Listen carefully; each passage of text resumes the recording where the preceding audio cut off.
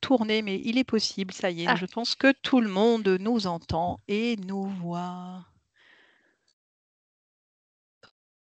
Bonjour à toutes et tous. Est-ce que vous nous entendez? Bonjour, oui, on vous entend très bien. Bonjour, on vous entend. Super. Trop bien. Alors, on vous propose juste d'attendre 2 minutes que tout le monde puisse se connecter et on est dans les starting blocks. Mais on espère qu'ils se connectent, mais pas qu'ils s'hyper connectent. Pas mal, Marie. Allez. Joli, joli. Je vous présente Marie Gède de l'OICN et présidente de Mayloop. On tente les blagues.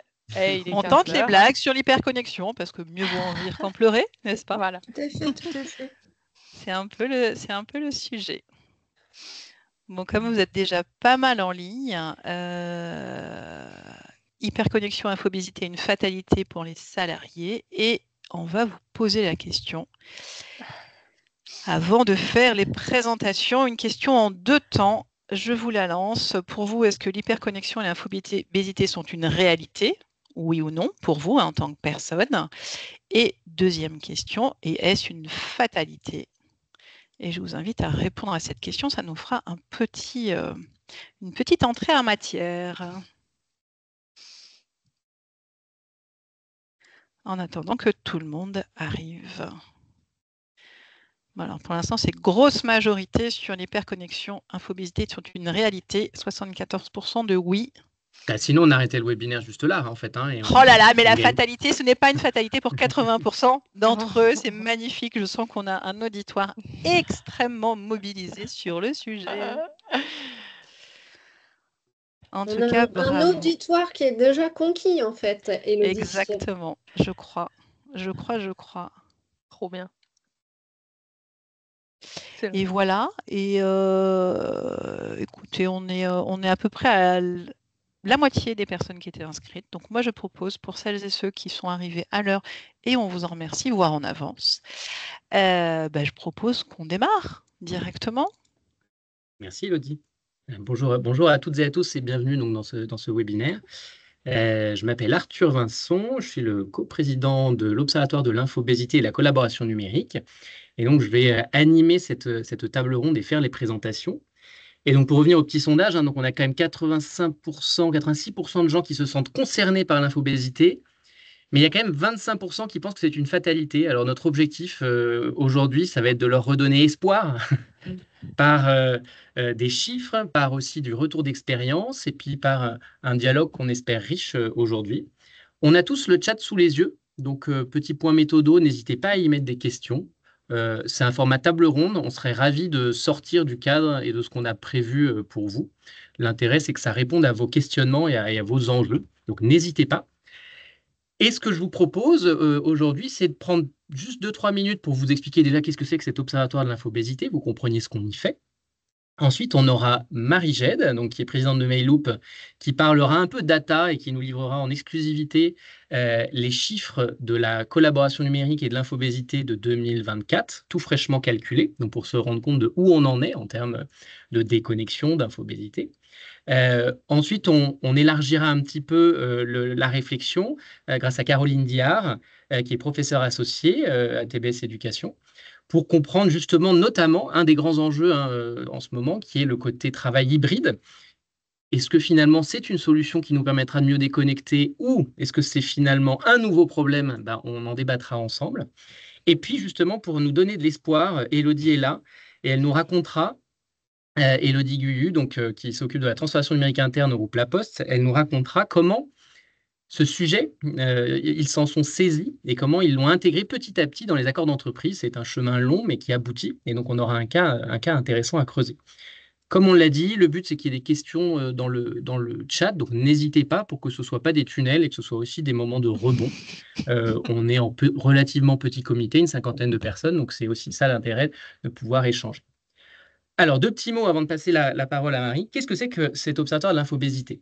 En fait, c'est un genre de think tank. On est un groupe qui se réunit régulièrement pour réfléchir aux conséquences sociales, organisationnelles et environnementales de l'infobésité.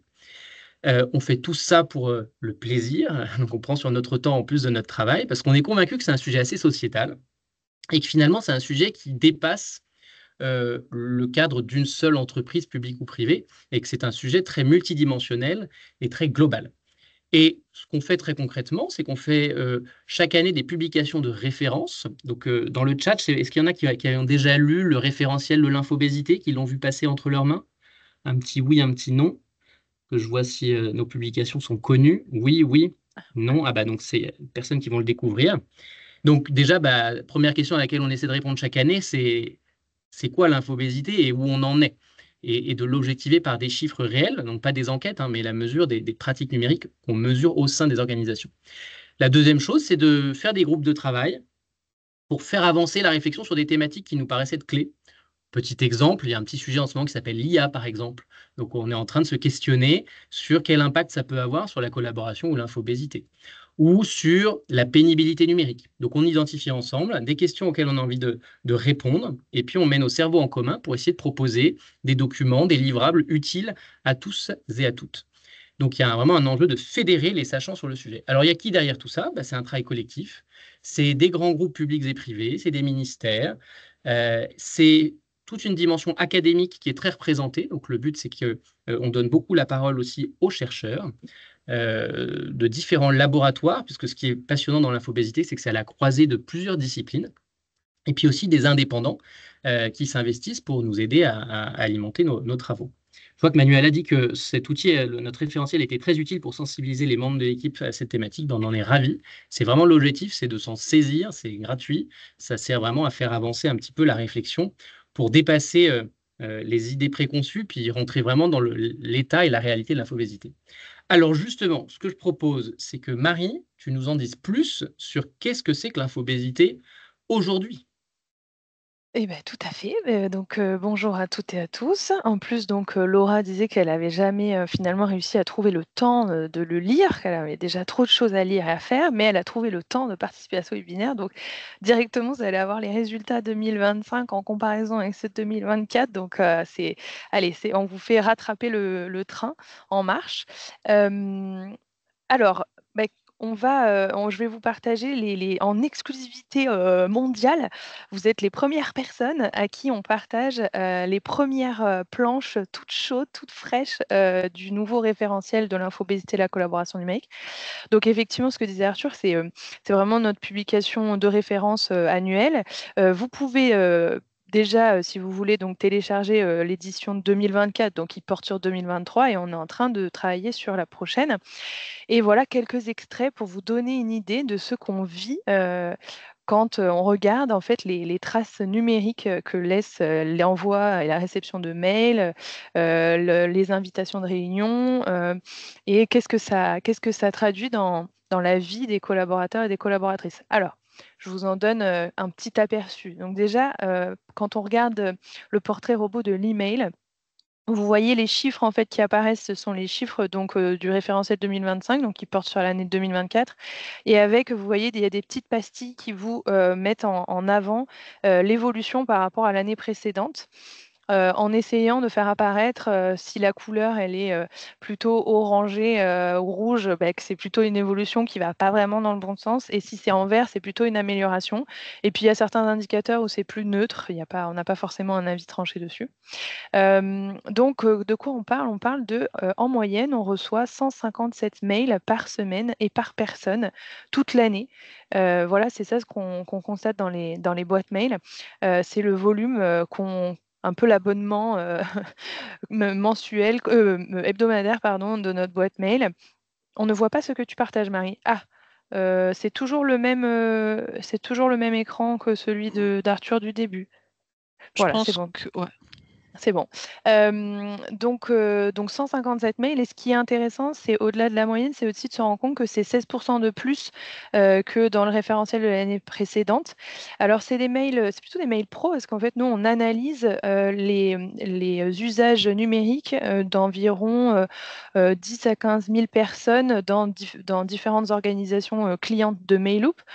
Ce sont leurs adresses mail pro. Alors après, peut-être qu'il y a dans ce volume de mails quelques mails qui sont plus à usage personnel, encore que normalement on ne compte pas tout ce qui commence par perso, confidentiel, etc. Mais Et ça peut arriver, donc c'est quand même globalement des mails plutôt professionnels, nettoyés aussi de tout ce qui peut être spam, etc. Ce volume de mails, vous voyez qu'il y en a 18% qui partent hors des horaires de travail. Alors, nous, on a pris la fourchette 9h-18h pour avoir une fourchette un peu comparable, qu'on puisse comparer entre organisations. Et vous voyez que ça, en fait, globalement, sur notre référentiel 2025, on voit une amélioration de la partie déconnexion, donc avec moins de 10% du volume de mails qui part hors de ces horaires. Qu'est-ce qu'on voit aussi comme changement ou comme évolution? On voit que dans le ciblage, ça reste quand même, la copie reste une part importante, en fait, des envois de mails. Vous voyez que 22% des destinataires de mails sont des personnes que l'on met en copie du mail, qui est un peu un facteur d'aggravation. Là, on parlera tout à l'heure de savoir si le travail hybride est un facteur d'aggravation. Le ciblage en copie, oui, ça, c'est un facteur d'aggravation de l'infobésité. Et puis, vous voyez que c'est en augmentation de 5%. Donc, ça peut paraître peu, mais malgré tout, si on continue à augmenter le volume de mails et le volume de messages en copie, bah, tout ça, ça fait gonfler en fait le volume à traiter par semaine. Et autre phénomène rigolo sur ce portrait à commenter, c'est les motifs de mail qu'on essaye, on étudie un peu pour se rendre compte aussi de ce qui peut, bon, ça peut faire sourire, mais qui peut quand même faire réfléchir sur les usages du mail. Et notamment, par exemple, vous voyez les emails, on appelle ça les emails spectateurs chez nous. Donc, c'est les emails où il y a plus de personnes en copie que de personnes en destinataire. Vous savez, ces mails où, franchement, on n'aime pas trop en être destinataire d'ailleurs, parce qu'en général, on a l'impression qu'il y a du coup tout le monde qui nous regarde pour nous dire, tu vois, il faut que tu le fasses, ça. Et bien ça, c'est aussi en augmentation par rapport à l'année d'avant. Il y a 15% de ces mails qui sont de ce type, là, spectateur, et c'est en augmentation de 15%. Si on regarde du côté, ça c'était la partie email et j'y reviendrai après vous verrez la distinction par niveau hiérarchique, parce que là ce sont des moyennes globales. Mais si on regarde du côté de la réunionnite, qu'est-ce qui se passe? Parce que ça c'est l'autre versant, on va dire, de l'infobésité, c'est une surcharge informationnelle reçue par mail ou par d'autres canaux. Mais il y a aussi le fait de passer beaucoup de temps en réunion. Je pense que d'ailleurs on en reparlera quand Caroline nous parlera du travail hybride. Et donc, Arthur, si tu peux mettre le portrait robot de la réunion, qu'est-ce qui se passe de ce côté-là? Alors, ce qu'on voit, nous, on regarde, en fait, on étudie les invitations de réunion. Et on regarde, donc on voit que en moyenne, une personne, elle reçoit 14h31 d'invitations de réunion par semaine. Ça, c'est vraiment un peu c'est votre volume d'invitations de réunion avec lequel on part chaque semaine par personne, toutes les semaines de toute l'année. C'est une moyenne globale. Et vous voyez que c'est en augmentation de 3h43. Avec ce qui est rigolo, enfin, allez, je vais dire beaucoup rigolo, mais c'est pas forcément toujours le terme le plus approprié, c'est que 38% de ces invitations, elles restent sans réponse et c'est en augmentation. C'est-à-dire que après, un peu mécaniquement, on reçoit encore plus d'invitations de réunion et on y répond, on se positionne pas dessus, de moins en moins dessus, quoi. Ce qu'on peut voir aussi sur la réunionnite, oui, parce que là, je pense qu'avec 14h30 par semaine, on peut parler de réunionnite. Ce qu'on observe aussi, c'est que le nombre de participants est en augmentation. En moyenne, on met 4,1 personnes dans les invitations de réunion et vous voyez que c'est en augmentation de 21%. Donc, ça veut dire on fait plus de réunions et en plus, il y a plus de personnes. Donc, ça impacte de plus en plus de monde. Avec, pareil, comme pour les emails, on essaye d'observer quelques phénomènes, un peu les mots de la réunionnite, enfin, ce qui montre bien en fait que ça déborde, on n'arrive plus non plus à traiter totalement cette masse d'informations. C'est notamment le multitâche. Ça, c'est l'indicateur on aime bien débriefer quand on le fait à nos clients. C'est le pourcentage de mails qui sont envoyés pendant des réunions qu'on a organisées ou qu'on a acceptées, enfin invitations qu'on a acceptées. Mais pas pendant cette réunion, Marie, rassure-moi. Bien sûr, bien sûr. Là, pendant ce webinaire, je sais que les 58 personnes sont totalement concentrées et boivent mes paroles, bien sûr. Mais vous voyez que c'est 17% des emails qui sont envoyés pendant ces réunions et c'est en augmentation de 31%. Ça nous interroge toujours. C'est pas tellement pour blâmer les personnes, c'est plutôt pour se dire finalement, quand il y a trop de mails et trop de réunions, bah, on finit par faire l'un pendant l'autre. Et donc, ça remet un peu en question la qualité de la réunion et ou la qualité du mail. Donc ça, c'est un petit phénomène qui est quand même en débordement, qui continue à augmenter, quoi.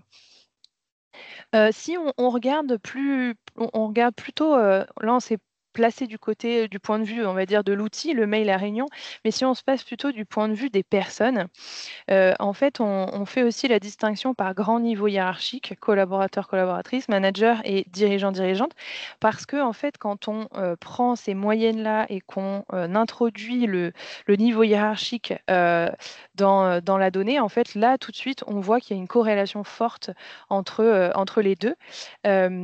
Et c'est intéressant aussi de pouvoir croiser les données pour identifier en fait des populations qui sont plus exposées, plus à risque c'est justement ces phénomènes d'hyperconnexion et d'infobésité dont c'est la thématique aujourd'hui. Alors, qu'est-ce qu'on constate? En termes d'infobésité, vous voyez, un collaborateur ou une collaboratrice, c'est plutôt 115 emails reçus. Vous vous souvenez, la moyenne, c'était 157. Donc, effectivement, c'est un peu en dessous quand on est à ce niveau-là, mais c'est en augmentation aussi. Et puis, c'est quand même des personnes qui reçoivent 10h27 d'invitations de réunion par semaine et c'est en augmentation de 3h40. Donc, pareil, on est sur un volume de mails qui est toujours de plus en plus important, avec un volume de réunion aussi de plus en plus important, avec les fameuses journées de tunnel de réunion qui augmentent également, qui sont des journées, vous voyez, les journées de plus de 6 heures de réunion dans la même journée, c'est des journées qui sont quand même un peu fatigantes, où on peut se demander vraiment si la dernière réunion elle va être vraiment efficiente ou pas. Et c'est aussi un niveau hiérarchique où on voit déjà apparaître le phénomène de multitâche avec 12% des emails qui sont envoyés pendant des réunions. Voilà, c'est quand même un phénomène intéressant. Ce qui est plutôt encourageant, en revanche, c'est que le forfait soirée week-end est plutôt en train de s'améliorer. Vous voyez que les soirées reconnectées, c'est seulement 4% des soirées reconnectées et 9% des week-ends. C'est en baisse pour les soirées, donc on trouve ça encourageant. Après, il peut y avoir un peu un biais parfois puisque les données de l'observatoire sont issues des données des clients Mailloop et donc c'est aussi des organisations qui ont quand même accepté de regarder le phénomène de l'hyperconnexion un peu en face. Mais il y a encore des progrès à faire et nous allons le voir tout de suite sur la partie manager. J'essaie de faire des belles transitions, hein. C'est vraiment un niveau qui est, on le voit, on en parle souvent d'un niveau qui peut être très entre justement les strates dirigeantes et les collaborateurs et collaboratrices, un peu vraiment l'engrenage au milieu et ça se voit dans les données que nous on mesure. On voit que là, on passe directement à 243 emails reçus en moyenne par semaine et par personne. Nous, ça commence à quand même toucher de près le 250, qui est un peu le palier qu'on a défini à l'Observatoire en disant qu'à partir de 250 mails reçus par semaine, ça commence à prendre une place prépondérante dans l'organisation de sa semaine et dans l'organisation de son travail. Et c'est en augmentation. Et puis, on est à 22h54 d'invitations de réunion par semaine et 20 journées de tunnel de réunion. Tout ça en forte augmentation. C'est vrai que quand on se dit que parfois, il y a de moins en moins de personnes